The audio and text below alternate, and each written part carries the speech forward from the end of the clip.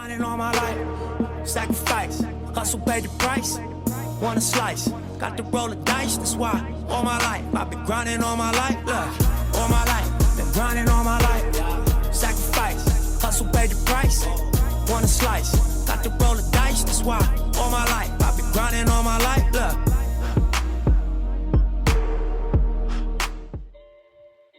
What up, what up, what up, what up? It's getting serious on this track, fam. Welcome to the Ball Dnt Lie podcast. This is your boy Dexter, your host, the one and only. Welcome back to a show. And I'm glad to be here. It's been a couple weeks. You know, I was on holiday breaks like everybody else. And there's a lot of stuff that's going on in the NBA, so I'm trying to catch up in the next few weeks to kind of get everybody up to tune as far as where we at in the league. Obviously, I'm going to break down the biggest news in the next couple of episodes. We're going to talk about the whole James Harden situation right now. We're going to talk about the Kyrie. We're going to talk about COVID, potential trades, and what the league's going to do as far as how you going to play players if they're less than 8 players. As y'all just heard about that. So I'll break that down too in the next episode and what to expect going forward. Obviously, it's spreading within the league. So I hope everybody outside the league can stay safe as far as the fans out there, the public, whatever it may be. Y'all got to stay safe as possible. The vaccine's coming around the corner. And I know some of y'all don't want to get vaccinated, but hey, at least the option is there. So in the meantime, just try to do your due diligence. Mask, sanitizer, 6 feet, social distance, you know the whole gang. So we're going to get into the situation with James Harden. And it's just, to me, I'm not surprised it happened. Of like the stuff that built up to it. Last time I dropped the episode, it was pretty much about James Harden, pretty much getting busted for, going out to the club and stuff like that the second time, right? Not the first time, the second time. So that was the last episode. And obviously we're going to get into the whole Kyrie situation. That dude's kind of went off the rails a little bit.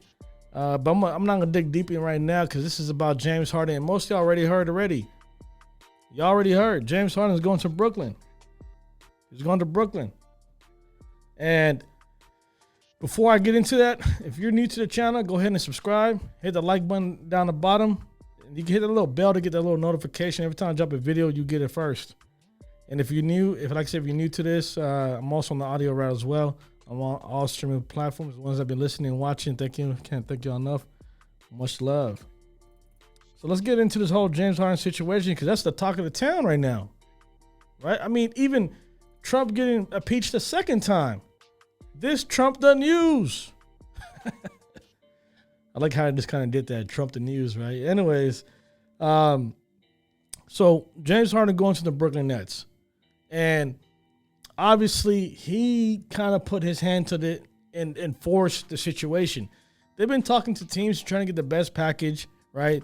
Everyone's been talking about the whole Ben Simmons situation or Joel Embiid situation, or you might get the whole entire Nets young corp as far as Chris LeVert, Prince, Allen, a couple of draft picks.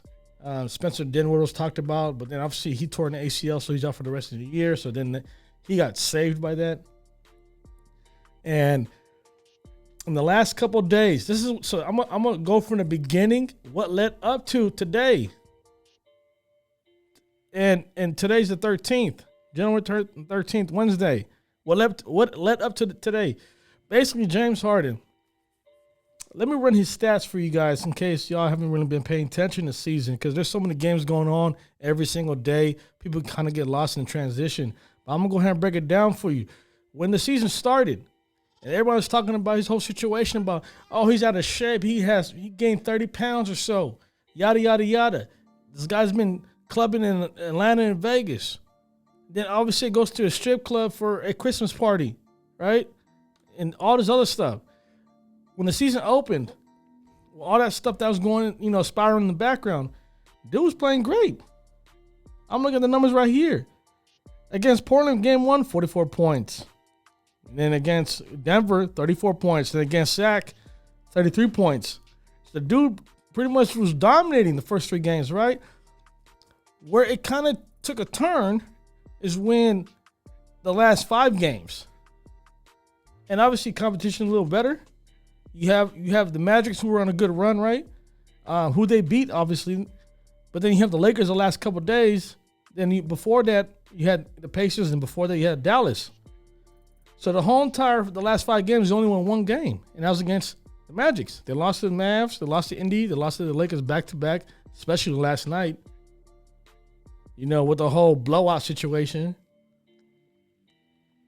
This is what he averaged the last 5 games, and I'm going to start from the most recent, which is yesterday against the Lakers, 16 points. The game before that against the Lakers, 20 points. The game before that, 15 points. The game before that, 15 points. And the game against Dallas 5 games ago, 21 points. And he's not going to the free throw line either. 5 attempts last game, 5 attempts the game before that, 0 against the Magics, 4 against the Pacers, and then 10 against the Mavericks. But he's been averaging the last 5 games roughly around 17-ish, 18 points. And this is terrible. I mean, it's terrible for a guy that we expect to score. So obviously something was brewing, right? Like, I'm like, okay, why is dude balling like that? He don't want to be there. It's that obvious. James Harden does not want to be in Houston. So he's forcing the hand. And then what's crazy about it, and I'm going to put this clip up right now, is that James Harden, after the loss to the Lakers last night, he came on the press conference and pretty much said this. I'm gonna pause the music for y'all so that y'all can actually hear this. We're just not good enough. You know, we don't obviously chemistry, talent-wise, just everything. And it was clear, like I said, these last few games, they just, you know, from the beginning of the game, they were just aggressive. Veteran team, obviously, championship team, and you know, one of the best teams that we have in this league. You know, I love this city. I literally, you know, have done everything that I can. You know, I mean, this situation is crazy. You know, it's something that I don't think can be fixed. So, yeah, thanks. He said this team is not good enough. I mean, how this team is not good enough? Let me run the roster for you to 1 second. You have John Wall at the starting point. You got James Harden at the 2. You got PJ Tucker at the 3 or House. Then you have Christian Wood, who is probably one of the best signings in the offseason, to be honest. Dude's been balling since day 1. If y'all don't know who Christian Wood is, the dude was balling in Detroit. I'm not sure why Detroit let him go. That's a whole different topic. But he's balling in Houston. You got Boogie Cousins. How's that team not good? To me, arguably, that's the best talent he had all his years in Houston, if you look at it. So we're not good enough. I blame him. The first 3 games of the year, he was balling. John Wall wasn't playing. Boogie wasn't playing. But when they came together, they started losing because he doesn't want to score. And obviously, this right here just was like, it was not a shocker, but he put it out there in public so everybody can just get on him, right? So reporters are going to ask John Wall, who came in the press conference, and this is a press conference post-game of the Lakers. So when John Wall came on and Boogie Cousins came on, man, I mean, they let it known. Ain't them. Ain't the team. So James Harden, obviously, this whole thing was orchestrated. He had this in mind because he knew the talks with the Sixers and the Nets were heating up the last couple of days. It wasn't like Wednesday they woke up, hey, let's do this because of what he said. No, he's been hearing what's going on between the 2-3 teams or 4 teams about him getting traded. So he kind of just split it up, add some little spice to it because everybody's been talking about it today. Next thing you know, he gets traded midday. So I'm going to run this whole entire clip by John Wall and see what he had to say about James Harden's situation. At the end of the day, a lot of guys here want to compete at a high level. And like I told everybody tonight, and I told the guys before, when the 1 through 15 guys all on the same page and they commit, they know their role, they know what they want to do, they know what they want to get out of this, that's the win, you all will be fine. But when you have certain guys in the mix that don't want to buy in all as one, it's going to be hard to do anything special, do anything good as a basketball team. I've been on those teams. In my 11 years been in the league, I've been on a team like that my first 5 years where it was all about me, not about the team. And that hurts. And it brings everybody down. So when we can get all on the same page, we can be something good here. And we can't dwell down on it because it's only been 9 games. Like, come on, man. You want to jump off the cliff off of 9 games? There's a lot of basketball still be played. You hear that? John Wall, if you heard the last part, John Wall basically saying, we only play 9 games. You trying to jump off the cliff? Come on, bro. Obviously, the whole entire statement is talking about James Harden. Obviously, he knows what's going on. I'm not sure how the relationship is. It's probably like, what's up, bro? How you been? You know, much love. Let's hoop. But like outside of that, I don't really think they really connect. They don't vibe because they're two different people. They don't really mess with each other like that. Obviously, James Harden's circle is not John Wall's circle. Same thing with Boogie Cousins. And he had a point. It's only been 9 games. Why are you tripping? Well, obviously, he knows that James Harden has been planning to get out of Houston since day one, before he even got traded to Houston. But it's funny how they actually come out and publicized all this. I mean, hey, it was a legit question by the reporter. Man, you don't have to comment, bro. But hey, I guess it's just frustration is just brewing among everybody else on the team. Negative vibes, contagious. So I'm gonna go ahead and run one more clip for y'all. Boogie Cousins on what he said, and this one here is like, damn, what he said. I mean, that's what I like about Boogie. He keeps it legit, pure, 100, like very direct. Don't give an F. Let's run it. Me personally, I don't feel betrayed at all. My interest is playing with John Wall, to be brutally honest. And with that being said, the disrespect started way before, any interview. Just the approach to training camp, showing up the way he did, the antics off the court. I mean, the disrespect started way before. So this isn't something that, all of a sudden happened, last night. But with that being said, like I said, this is the nasty part of the business. So it is what it is. It is what it is. That's what I like about Boogie. I mean, he was trying to get deeper into it, but then he realizes like, nah, I said so much, so this is just part of the business. The part of the business is not you disrespecting your team, right? Or the organization, especially a team that took care of you, that traded for you, that believed in you, and made you who you are. I mean, players don't do that. I mean, obviously, you take advantages of having certain ways compared to role players. Like, you can do certain things like dictate a schedule or practice, or maybe I'm going to go party in a different city because we won, we got 2 days off. Obviously, there's certain leverages that these players have, but abusing those powers obviously makes it look bad amongst your whole entire team and organization. So what Boogie said, and he didn't play with Dude. This is the first time he played with James Harden. But what he said was he came here to play with John Wall to keep it on 100. It wasn't James Harden. I came here to play with John Wall, who obviously had history. Obviously played in Kentucky, right? They knew each other for a long time since they were teenagers. So this is the first time they want to collab together and work together. So obviously that makes more sense to what he said. But at the same time, he also kind of threw some shots at James Harden, which is obviously it's known, right? Disrespecting the team. His antics off the court, right? These are all obvious to us. We already know this already at this point, but for a player to say that means obviously everything inside Houston has broken down. So we'll see what happens. Obviously, that's good for Houston because what they received was a hell of a package. And I'll go ahead and run down the trade transactions for you. So James Harden is going to the Nets, right? Then the Nets are going to trade Chris LeVert to Indiana, who Indiana's going to ship Victor Oladipo, who has 1 year left on his expired contract, to Houston. And Houston's also going to get Dante Exum from the Cavs, who the Nets traded Tayshaun Prince, or did I say his name right? Sorry, I'm saying Tayshaun Prince it's Tayshaun Prince from the Nets and Jared Allen to the Cavaliers, who they got sneaky good, and I'll go ahead and break that in a second down for you guys. Then, obviously, Cruz goes from the Nets to Houston, and Dante Exum, who came out of Australia, he had all this hype, was on Utah for a little while, and then came to Cleveland. He's going to Houston. So, obviously, Houston, they got a good team. I mean, their team was good with James Harden. Obviously, you lose a player like that kind of magnitude, yeah, you kind of go down a little bit. But as far as future-wise, they got a good team. And sneaky good about the Cavaliers, oh, my God. Cleveland, if y'all Cleveland fans, y'all should be proud about this because you just got nothing out of something. You got nothing out of something. Basically, it was for free. It was like, hey, you can have these players.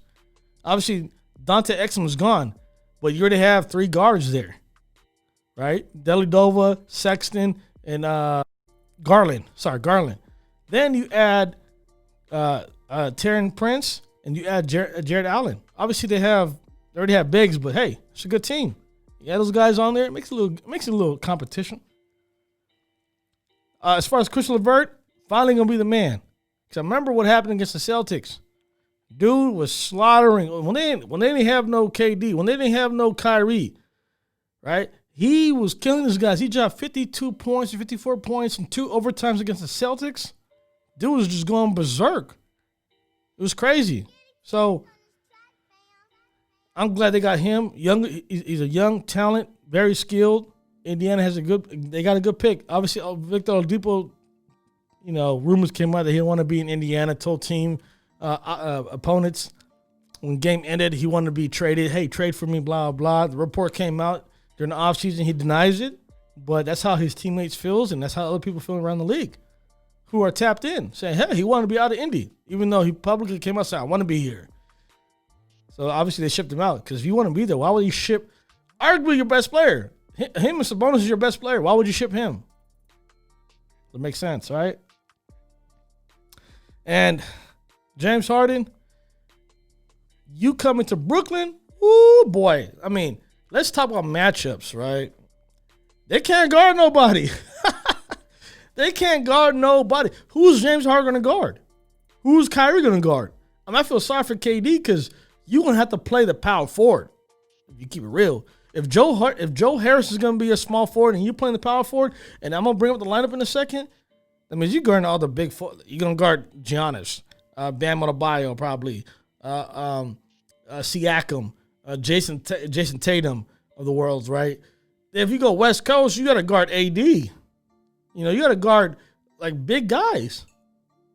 And obviously Zion and all those other players that might come up in the list, but it just makes it hard for KD. Now I hope he's the KD of the Golden State Warriors, where he's very good defensively, but I don't think he's the same player as far as defensively because he's not taking that risk like he used to. He said, "Hey, I'm getting paid a lot of money. I only play a few games so far, so I'm gonna keep it to what I know, scoring." So we'll see. James Harden, can they play with Kyrie? Can they play with KD? It's gonna be interesting. Obviously, their team is very depleted as far as talent. Dinwiddie is a huge loss. If they had Spencer Dinwiddie, I'd be okay. They can survive a little bit. Obviously, in the East, I don't know who can beat them, obviously, but when it comes to playoff times, when you need players to get rest, you get in foul troubles, who do you have on the bench? So we'll see what happens. And then, like I said, I'm going to bring up the whole situation in a second. And before I kind of get onto that, so let's go back a second. When that happened with the whole the press conference with James Harden and John Wall and all that, the team came out the next day, which is today, this morning, and said this. And this is coming from Coach Silas. James Harden did not attend practice today because Coach he felt it's best for the group if he wasn't there today. So obviously they didn't want him there, and then he got shipped. So I just want to add that in there because I forgot to bring that up. So the coach and the organization told James Harden after that press conference he had last night, don't even show up. Hey, stay out here until we ship you off, which they did. So now when James Harden's going to team up with KD and Kyrie, everyone's asking, where's Kyrie at? Kyrie missed 5 games to personal issues, personal reasons. But obviously a video surfaced. Most of y'all probably seen it. If not, I'll throw the clip up here for a second. Him partying, with his sister, Asia, and his father. Or is it Aisha or Asia? I'm sorry if I'm not saying it right correctly. But he's partying with his sister for their birthday, the 30th birthday. At the same time, their dad and her birthday is on the same day, January 12th, which was yesterday. So they partied over the weekend for that.